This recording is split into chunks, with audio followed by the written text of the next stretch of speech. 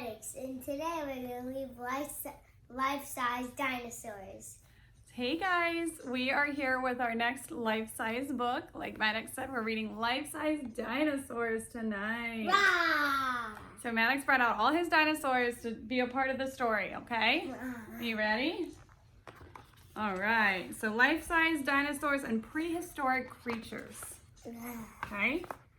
Dinosaurs roamed this planet a long time ago, between 252 to 266 million years ago. In fact, so sadly, we can't go to a zoo to see them. That makes it tricky to picture just how big a T-Rex's smile was. Tricky, but not impossible. Every time you see the word life-size in this book, you will know you are looking at a dinosaur or part of a dinosaur that is its actual size. So come on, let's go on a life-size adventure and see how you measure up against some of the smallest and largest dinosaurs and prehistoric creatures. This is a life-size Microraptor, one of the smallest dinosaurs we know of. Although he had wings, he couldn't fly. Instead, he would glide from tree to tree looking for a tasty lizard to eat. Yum. Let's start at the very beginning.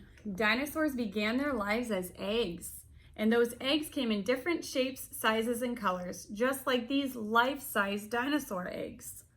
This life-size Dinosaurus, sorry about that one, guys, I butchered that, egg is hatching. Oh, how cute, but not for long, as this little dino grew up into a deadly predator. Wow, this life-size BB-long egg is the largest known dinosaur egg ever. Look how big it is. You see it? Let's see if it's bigger than my head. Quite possibly the smallest dinosaur egg is this life-size Massospondylus egg. It wasn't the smallest dinosaur ever, but see how big it grew at the back of this book. And here is a life-size Maiasaura egg. This baby dino inside was around 12 inches long and curled up into a tight ball to fit inside. The life-size Diplodocus egg would have been laid in the forest and then covered with earth and leaves. Once the baby hatched, it would push up through the earth and have to fend for itself right away. Maddox, ouch! This life-size Utahraptor claw looks super sharp. Hold your foot up to the page and see how it would look on you. So stand up here on the couch. Hold on to mommy's shoulder and put your foot up there. This one. All right, look at that, you guys. Whoa, look at how big it is. Oh, wait, no, wait, let me try. Oh, good job. Utahraptors had a claw on each foot that curled up at a sharp angle so it didn't touch the ground when they walked. This kept it super sharp for hunting, which was something raptors were really good at. Can you believe that among these deadly dinosaurs millions of years ago, bees were buzzing about? The oldest bee found trapped in amber was 0.1 inches long and 100 million years old.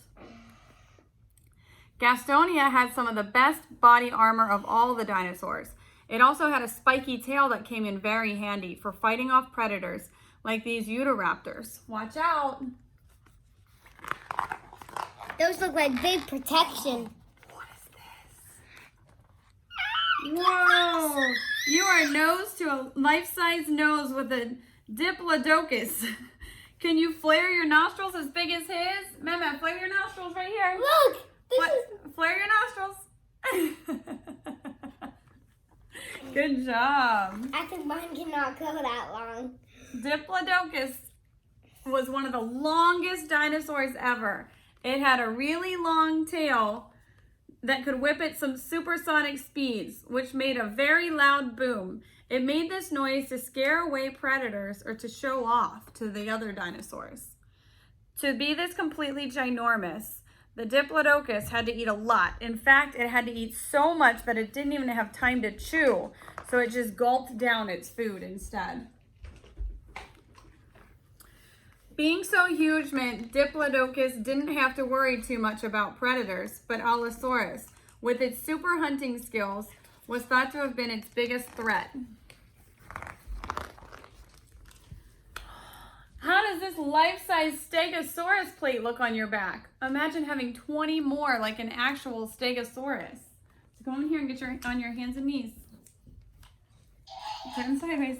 And there we go. It's on Maddox's back. We're not ready for you yet. Hold on. All right.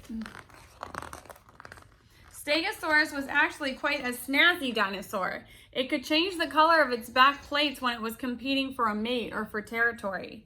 Although it looked fancy, Stegosaurus wasn't so clever. Its brain was only as big as a walnut. Walnut? A walnut. Allosaurus was probably Stegosaurus's least favorite dinosaur. It had a habit of eating them. Allosaurus was a fearsome hunter with 70 serrated teeth and a really big mouth, all the better for biting with. Isn't this life-size pterodon beak huge? Hold it up to the side of your nose and see how it looks on you. Come over here. Let's put the nose on. Whoa! Look at how big it is. It doesn't even fit. And I have one right here. Yeah. I got it. Pterodon were not dinosaurs or birds. They were actually flying reptiles. They didn't have feathers, but had wings made of stretched skin that they used for swooping and soaring. Pterodon would soar above the sea looking for fish, diving down to catch them in its beak. This long-necked creature is an Albertonectus. It was a plesiosaur, which isn't a dinosaur, but a marine reptile, with such a long neck, about 23 feet, that Albertonectus could only swim very slowly and flapped its flippers a bit like bird wings to propel forward.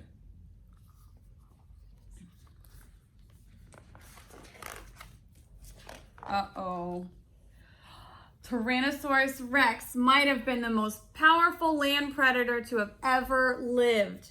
And he had the biggest teeth of all the dinosaurs ever, but it couldn't stick its tongue out. T-Rex's tongue was attached to the bottom of its mouth, so it couldn't blow raspberries either. Show him your whole T-Rex. Triceratops means three-horned face. Its fancy neck frill was made of solid bone and most likely used for showing off to another Triceratops. Although it was a favorite meal of the T-Rex, Triceratops was a plant eater and had around 800 tiny teeth for cutting up its leaves. Whoa, Maddox.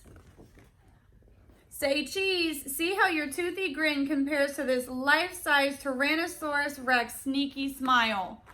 Can you put your mouth up to this? Look at how big it is. Mama, come behind it. There you go. Whoa, look how big it is. It doesn't even fit. That is a T-Rex.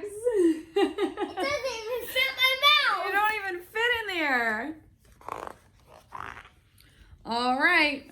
Wow, we've traveled back in time to see some amazing life-size dinosaurs and prehistoric creatures.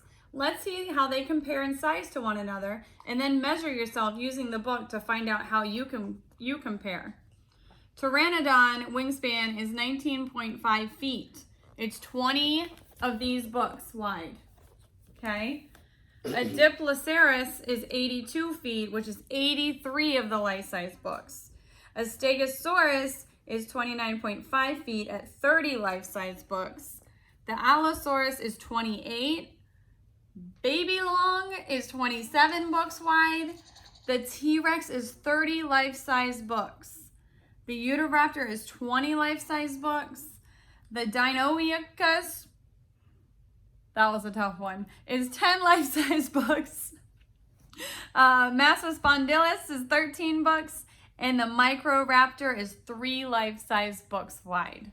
So, Maddox, should we measure you and see what dinosaur you're by? Yeah. Okay, stand up. All right, let's measure Maddox. He is 1, 2, 3, 3.5 books wide. So let's see. No, 4.5. 3.5. So you are about a little bit bigger than a Microraptor.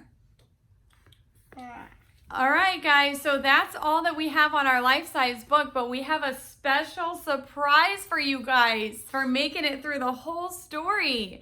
Maddox, what do we have? Let's hear a raptor, just like this one. Oh, here comes one now. A raptor's coming? Ah! Show him your raptor face. Whoa! It's a raptor! Whoa!